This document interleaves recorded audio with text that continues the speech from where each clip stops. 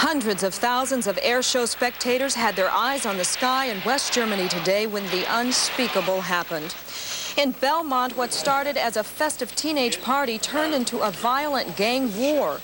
And after nearly a month of picket signs and harsh words, striking Bay Area nurses accept the terms of a ceasefire. Those story all the news on this Sunday night, August 28, 1988.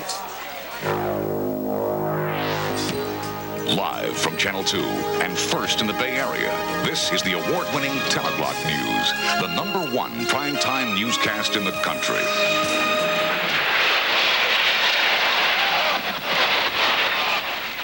Spectators at a military air show in West Germany stood paralyzed with fear today as they watched a fighter jet fall from the sky into crowds of women and children. Good evening, I'm Leslie Griffith. George is off tonight. It happened at a U.S. military base in Ramstein, West Germany during a leisurely Sunday air show today.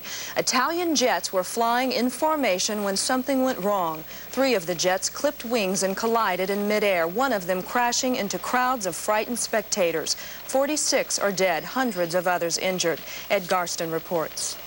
Blue sky above and 300,000 spectators below. The 10 jets of Italy's Frecce Tricolore air team were attempting a maneuver known as the Heart. But within seconds, it would be heartbreak.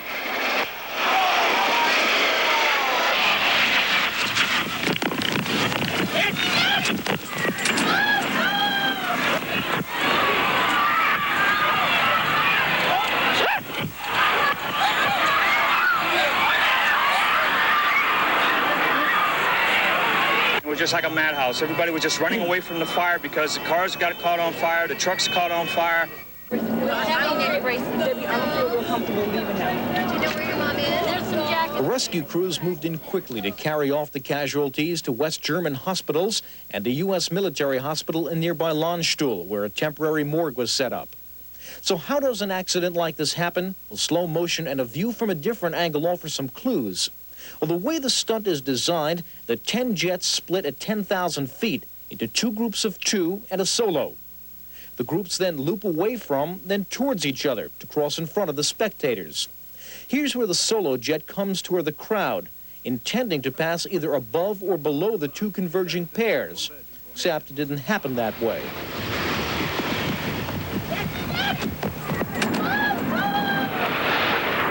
From a different angle, it looks as if the solo attempts to gain height too late. And from still another angle, it looks as if the 2 formations have passed when the solo plane hits.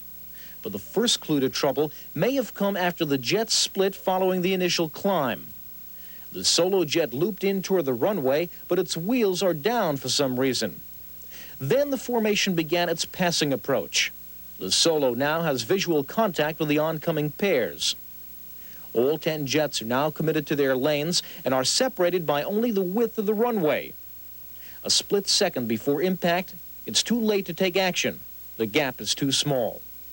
Well, that is perhaps the long answer as to why this accident occurred, but aviation experts say the short answer may simply be bad timing. Ed Garston reporting. And reports from West Germany tonight say nearly half of the 500 people injured in today's disaster are still hospitalized. In San Francisco tonight, the vote has been counted and the city's long and painful nurses' strike is finally over. The striking nurses, employed by 6 San Francisco hospitals, today voted to approve a new contract that will give them a 21% pay increase spread over 2 years. The vote to accept was nearly 4-1.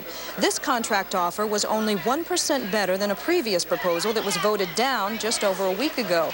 The 2,200 striking nurses will begin returning to work on Wednesday. The hospitals affected include Children's, Marshall Hale, St. Mary's, St. Francis, Mount Zion, and Seton Medical Center in Daly City. A teenager's birthday party turned into a gang riot in Belmont last night. 2 teenagers were seriously hurt, 1 shot, the other stabbed. Both are hospitalized tonight. Teens from Redwood City and Palo Alto went to Belmont for that party, and Vern Hawkins reports on what happened. While churchgoers gathered for services this morning, detectives behind police lines looked for weapons and evidence from a wild melee last night that involved dozens of young adults.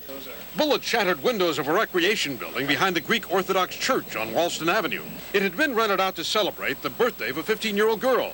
Around 400 people attended. Fights broke out around 9 last night, but police weren't called in until 2 hours later. When the first officer arrived at the scene, he states that there was over 100 people fighting, which was here on the sidewalk and in the north parking lot, which is over there. At that time, he called for mutual aid. We had units responding from all over the county. Officers found torn garments, jewelry, and weapons in parking lots. One veteran said it looked like a battle zone. Police think the fights were gang-related and may have started over a girl. But few partygoers will talk.